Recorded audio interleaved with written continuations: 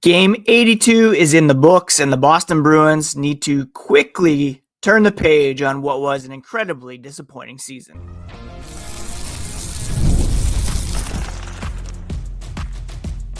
You're Locked On Bruins, your daily podcast on the Boston Bruins, part of the Locked On Podcast Network, your team every day. What is up, Bruins fans, and welcome back to the Locked On Boston Bruins podcast. I'm your host, Ian McLaren, and this is a daily show where we discuss all things Spoked B. Today is Wednesday, April 16th. Thank you so much for making Locked On Bruins your first listen every day, part of the Locked On Podcast Network, your team every day. And today's episode is brought to you by FanDuel. Right now, new FanDuel customers can get $250 in bonus bets if your first $5 bet wins. Everydayers will also know that you can find the podcast on social media at Locked NHL Bruins, and you can find me, my hockey thoughts, and dad jokes at Ian C. McLaren. The podcast is also available on your favorite podcast app and on YouTube.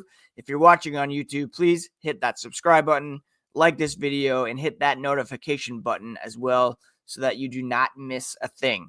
I am a lifelong Boston Bruins fan. I've been covering this team for various outlets for 20 years.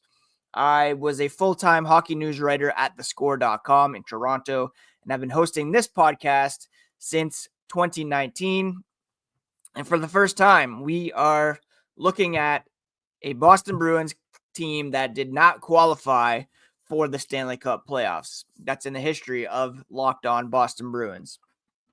So, a longer than expected offseason begins, but before we get into what's next for the Bruins, take a look at the tank update. We're going to talk about last night's game against the New Jersey Devils, a 5-4 overtime loss. I kind of lamented last night that if they were going to lose, it hurt to pick up that point because it kept them from clinching the fourth highest odds of getting the first overall pick at the 2025 NHL entry draft. That's going to be a big talking point in the weeks to come, of course. But at the same time, the players were out there looking to finish strong, looking to boost morale before this long offseason. And also some young guys were getting an opportunity to prove that they warrant consideration for being with the big club come training camp and into next season. It kind of hurt to get that extra point, but I'm not going to begrudge John Farinacci from going out there and risking his first career goal over the shoulder of Jake Allen. I do not complain at all about Fabian Lysell rushing in on the forecheck, stealing the puck clean from the New Jersey defenseman, and setting up Marat Hustnudinov for a big goal. And that's the kind of play that will keep Lysell as a member of the big club here next season. It was his second assist. He had another assist a couple of games ago, his first career goal. He definitely benefited from the Bruins being out of the playoff race and getting an extended look here to end the season. And still some work to be done. Let's not kid ourselves here, but he has shown glimpses, flashes of great potential here as an NHL player, not just a guy who couldn't make it, but as a guy who can be a contributing offensive force for this team. And he's shown some chemistry with Pavel Zacha, with Hustnudinov. Maybe that could be a line moving forward, or at least the Zacha-Lysell pairing. That was something that I loved to see last night for sure. Then, of course, you had Morgan Geekie capping off his huge season with his 33rd goal, with the primary assist going to David Pastrnak, who tied his career high in assists. Everydayers will remember I was gunning for him to set a new career high, but he did get the primary assist on that Geekie goal with him elevating to 63. He then got his 43rd goal of the season, assisted by Elias Lindholm, who reached the 30 assist mark. And that is a trio, if you include Geekie in there, that has really emerged as the Bruins' top line over the last little bit. And pending a new contract for Morgan Geekie, that could be a really effective trio. Lindholm took a long time to kind of find his place with the Bruins, but he finished with 17 goals, 30 assists for 47 points, and had a very strong finish to the season with 9 points in April. And that was more than he had in the whole month of March, not the month of March. It was actually his most productive month of the season, and there was only 8 games in that season, or in the month of April, that the Bruins played. 4 goals, 5 assists. Hopefully that's a sign of things to come for our boy Elias Lindholm, who still has 6 years remaining on his contract at a cap hit of $7.75 million. If they can get him going with David Pastrnak, elevate his game by playing with this elite playmaker, 106 points, then that would be a benefit to the Bruins. Jeremy Swayman, not a strong finish for his part. 5 goals on 26 shots for an .808 save percentage. He's going to be a big talking point over the offseason. We'll touch on what he was saying after the game later on in the podcast, but he finished with an .892 save percentage, which is tied for 42nd in the NHL, 42nd ranked goals against average.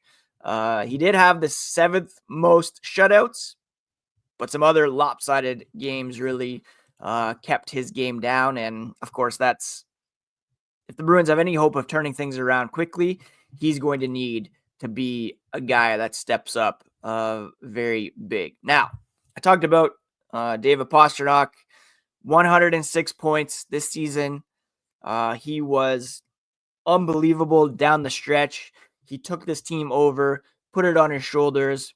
They were well out of the playoff race, but he kept working hard right to the very end and really established himself, I believe, as the next captain of the Boston Bruins.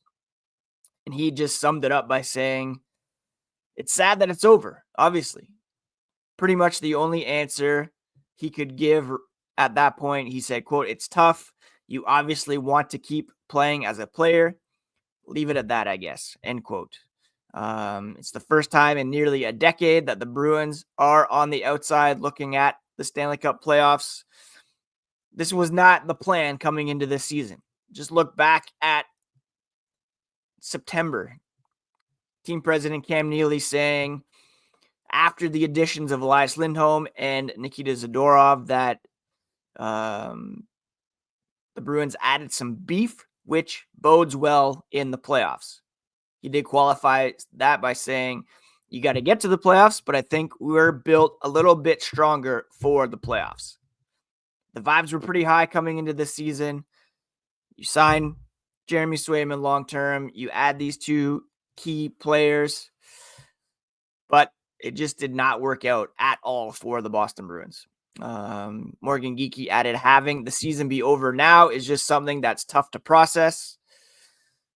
They've competed with good teams all year. Now you see it pan out the way it did.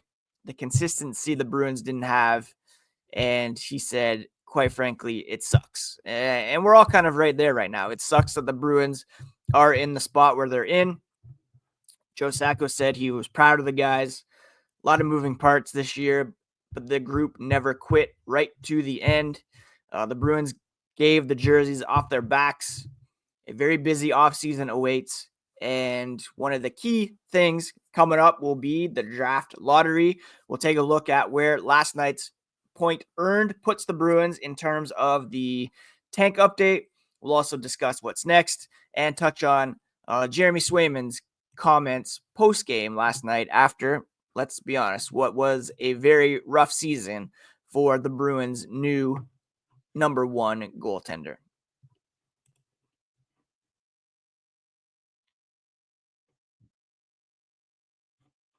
Ever check your bank account and wonder, where did all my money go? Between dining out, online shopping, and entertainment, it's easy to lose track.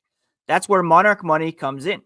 Your personal CFO, giving you full visibility and control over your finances. Monarch Money isn't just a budgeting app, it's a complete financial command center. You can track all your accounts, investments, and spending in one place, so you stop just managing your money and start building wealth. So, surprising insights on this app. When I started using Monarch, I realized just how much I was spending on food delivery. Now I budget smarter and save more. Take control of your finances with Monarch Money. Use code LOCKEDONNHL at monarchmoney.com for 50% off your first year. That's monarchmoney.com, code LOCKEDONNHL for half off your first year.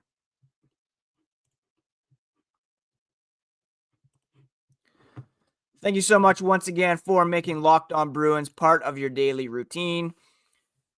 Everydayers will remember that I discussed earlier this week the likelihood that there would be no changes to the front office, despite rumors that there would be a resignation announced as soon as today. And as I record, team CEO Charlie Jacobs put out a statement which kind of affirms that reality. And let me just pull it up here and read it to you. It's kind of small on my computer, so I'm just going to pull it up on my phone. Charlie Jacobs reiterating what a lot of us are saying, that's been an incredibly disappointing season. And I'll just read this letter that he posted to the fans here on April 16th around 10 a.m. To our loyal and dedicated fans, the 2024-25 season was undoubtedly one of the most challenging of my tenure with the Boston Bruins. Like you, our diehard fans, I bleed black and gold. Today, I share your disappointment as the team clears out their locker stalls ahead of a long offseason. While we have certainly enjoyed some exciting moments this past year, we ultimately fell far short of expectations. Yet your passion never faltered. You showed up, you believed until the final horn. We cannot thank you enough for your support. Simply put, you are the greatest fans in hockey. Over the past decade, hockey operations, on-ice talent, hard work, and commitment brought Bruins hockey to a level of success we are proud of. But we are not satisfied. Our goal of winning another Stanley Cup remains unchanged. It's clear that we have a lot of work to do, and that work is already underway. Despite how difficult it has been to say goodbye to some of our most beloved Bruins this season, these decisions were rooted in the best interests of the future of our franchise.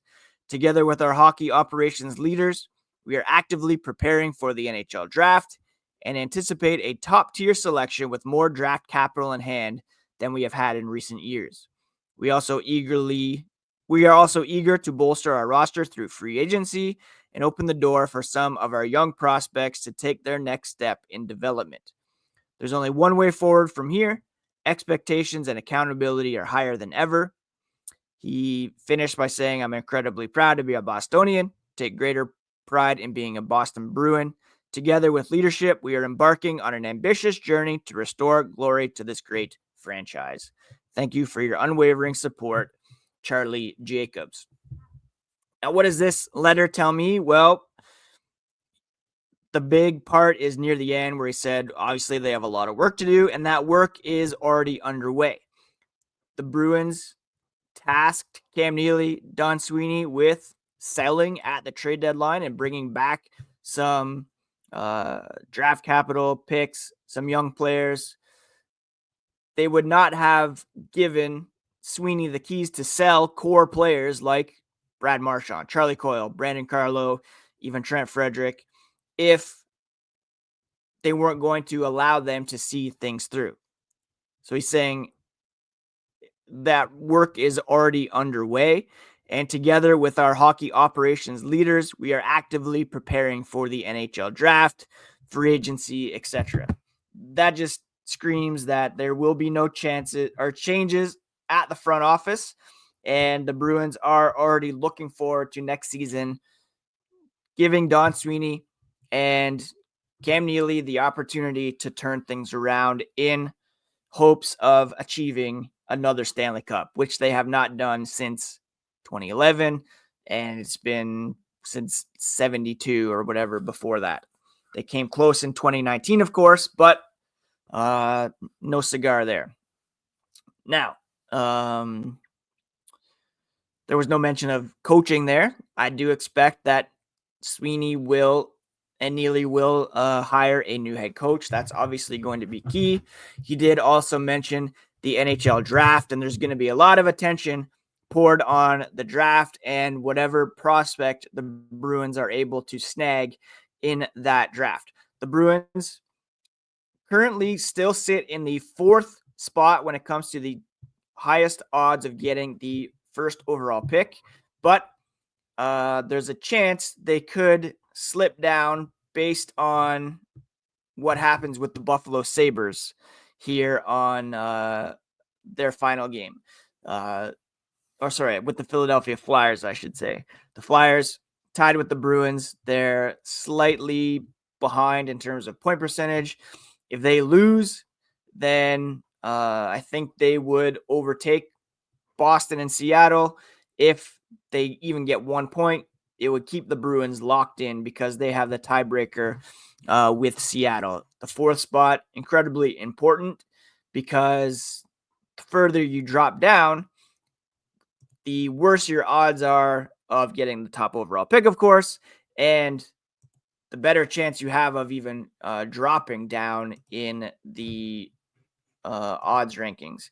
Right now, again, the Bruins have a 9.5% chance of first or second, 15.4% chance of fourth, 44.6% chance of fifth, 20.8% chance of sixth. So they could drop no lower than sixth.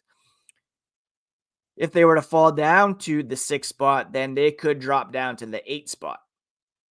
And it would be likely that they would either get 6, 7, or 8. So we're really rooting for the Philadelphia Flyers to finish strong and for the Bruins to get the best possible prospect.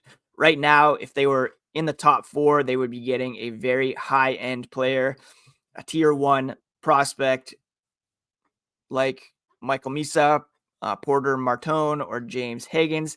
If they fall down to the 5 to 8 slots, they would still be getting a pretty good player, whether it be Anton Frondel, Caleb Dunoyer as centers, or Victor Eklund, Roger McQueen on the wings.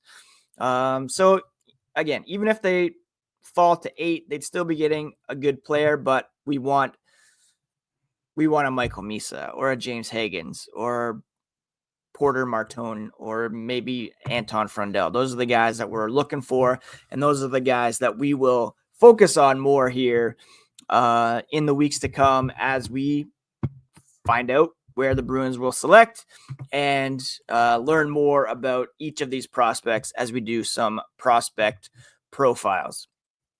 But again, interesting that Jacobs released that letter here on the day after the Bruins final game, and it really says to me that the Bruins will kind of stay the course with the current front office for the time being. I've said, and everydayers will remember that I've said, if the Bruins are in the same spot next year, then all bets are off in terms of wholesale changes. But it's clear they're giving this current front office the opportunity to see through their plan, which began prior to the trade deadline, which will flow through the draft into free agency. And hopefully it's a much improved roster as we begin 2025-2026. What's directly next for this team and what was Jeremy Swayman saying after last night's game? We'll touch on that here as the podcast continues.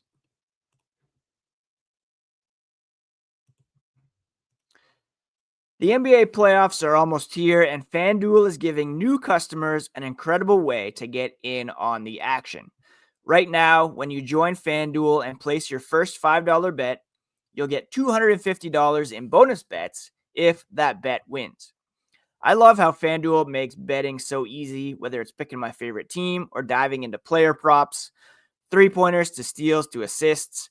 FanDuel has so many ways to bet your favorite player props. Plus, after the game tips off, you can even combine live prop bets into a same game parlay for a chance to win big. It's not just NBA either. You can get in on the action with the Stanley Cup playoffs, pick who you think is going to win or who might get the Conn Smythe this year. Also for daily baseball action, which is well underway here halfway through April. Don't miss out on any of it. Head to fanduel.com and claim your $250 in bonus bets today.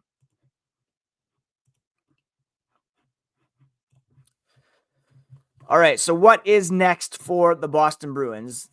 They have played their final regular season game. The NHL regular season not quite wrapped up. There's still one Eastern Conference playoff spot to be determined, which is kind of a extra kick at the Bruins, considering they were right in the thick of it until the trade deadline. The decision to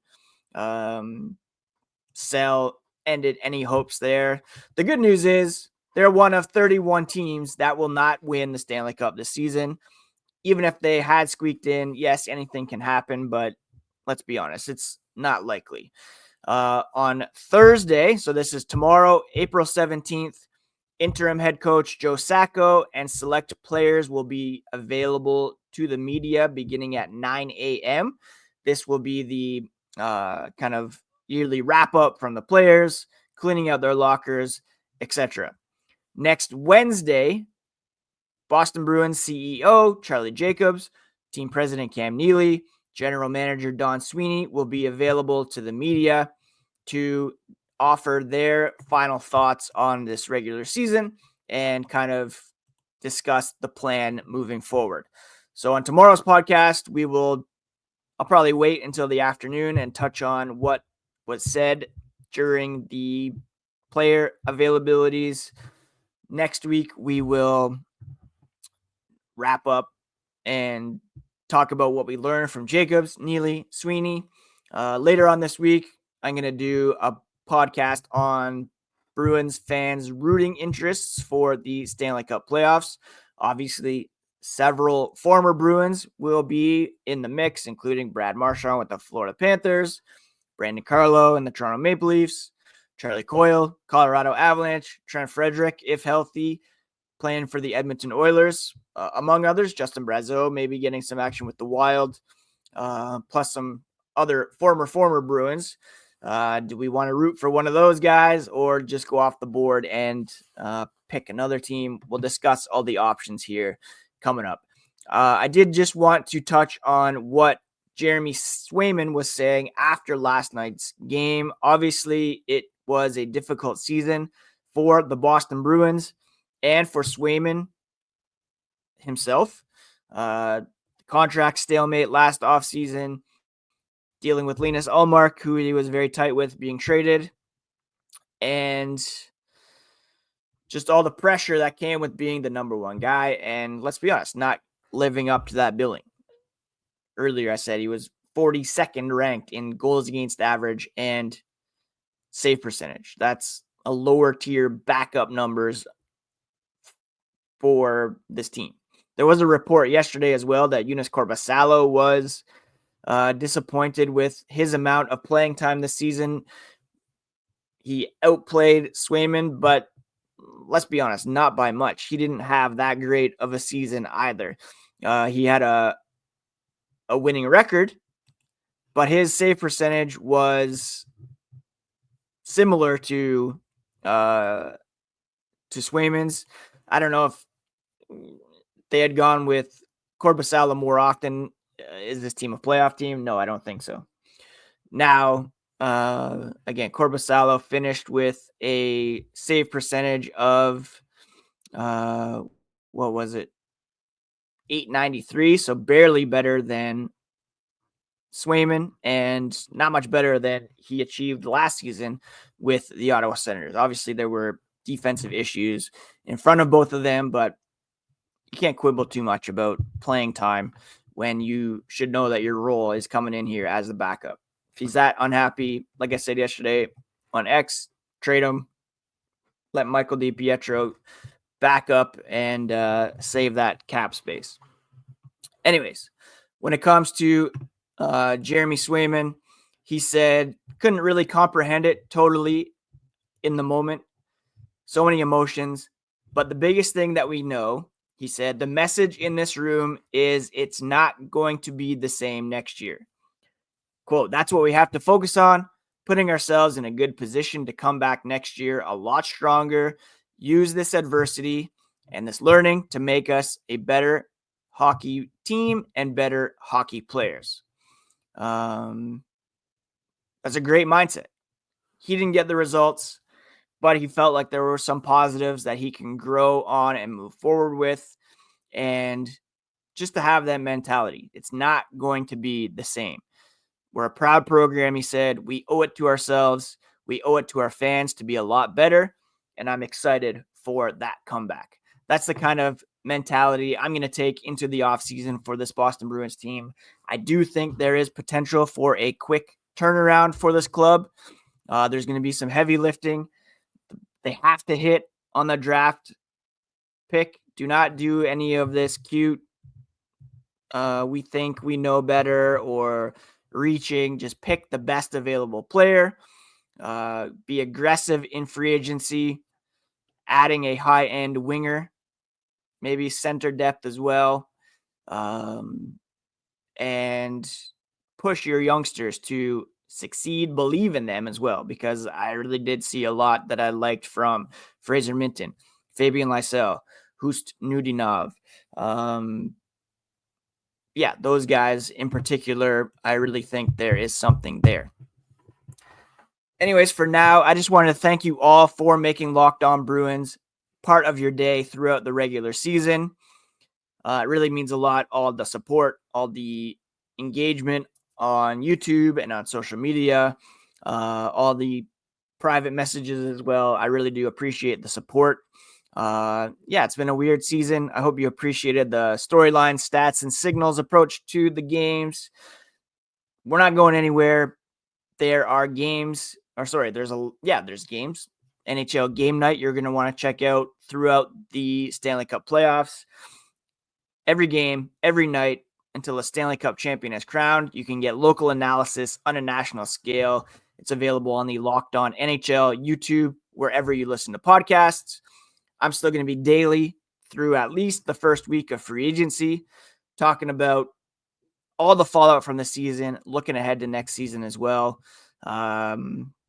Super disappointing that they're not in the playoffs, but I'm excited about this kind of youth movement and what the Bruins can be here moving forward. We have David Pastrnak.